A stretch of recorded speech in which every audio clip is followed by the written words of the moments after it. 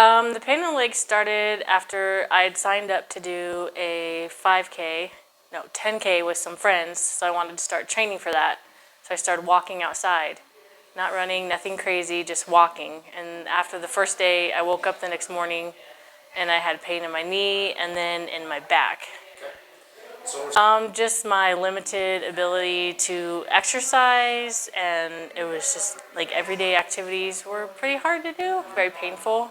And I'd been on a journey of being able to do a lot of workouts and lose a lot of weight and get stronger, and I was worried that I was going to backslide. And it did, yeah, because it was even like when I would try and do my hot works and I'd try and do the bicycles or the ellipticals, I couldn't bend my knees or like bend the right way, so even that was not to my full potential.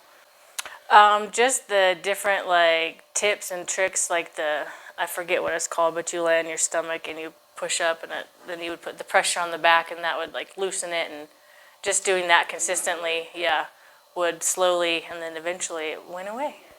Probably just the amounts of heavy lifting, like tire flips, deadlifts, just all that with heavy weights. I wasn't sure if I'd get back to that.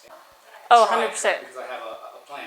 Yeah, I know that if I'm doing something, I can always push myself to the max, because if I tweak something or it starts to act up, I can always come in here and you guys work on it and we get it fixed right away before it becomes a big problem.